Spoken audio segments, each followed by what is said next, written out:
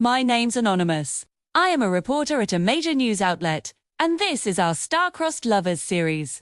Every day for the next 12 days, we will be bringing you a new short film. Today's film is called Starting Over. The first time I saw him, he was standing by the jukebox in Jimmy's bar, the only bar in town with a good enough sound system to actually play my kind of music. Who was a few stalls down from me, nursing a beer and staring at the floor. I couldn't help but smile. From where I sat, it was like he was carved out of stone, hard, solid, unmoving. I liked that. The first time we spoke, I was hiding under my desk in the fetal position, trying not to breathe too heavily, hoping the killer wouldn't come back for seconds. Hughes, leaning against the doorframe, watching me. I don't remember what he said, but it didn't matter because I never would have guessed he was going to say those words. You okay? That was before I knew his name was Anonymous, or that he lived across the street from me in an old Victorian house with peeling paint and a wraparound porch. The first time he touched me, I was sitting on the edge of the pier, watching the sunset bleed into the water, turning the sky the color of rust. It was the best sunset I'd ever seen.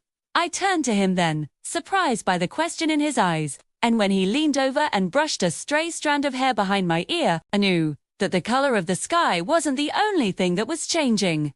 My whole world was shifting on its axis. We started dating soon after that, almost like it was inevitable. But it didn't last. 6 months later, I was on a bus heading away from him. We'd had our differences. He wanted to stay in our small town, raise a family, put down roots, or I wanted to travel, chase the horizon, feel the wind in my hair. The fight had been long and loud and ugly, filled with accusations and hurt feelings and the bitter taste of tears. When I finally got off the bus 6 months later, everything had changed. The town felt different. The streets were lined with unfamiliar cars. The houses looked vacant. I called out to him then, his name echoing in the empty spaces between the buildings. No answer. I found him 2 years later in a bar, the same one where I'd first seen him, the jukebox playing a song that made my heart ache. He was older then, the lines on his face deeper, the worry in his eyes more pronounced. And when I asked him why he hadn't come looking for me, why he hadn't followed me when I left, he just shook his head and took a swig of his beer. You were gone, he said, his voice hoarse. And this town, it just swallows you up if you let it. But I didn't stay this time. 2 years later, I was still chasing the horizon, still searching for something that felt real. I called him every now and again, but the conversations were stilted, the silences long. It was obvious we both needed closure, but neither of us knew how to get there. Then, 3 years after that, I came back. This time, the town felt like a memory, a half-forgotten dream. But when I saw him again, leaning against the doorframe of his house, watching me like he'd always known I'd return, I knew that some things never really change. We started seeing each other again, cautiously at first, like two ships passing in the night, always close, but never quite touching.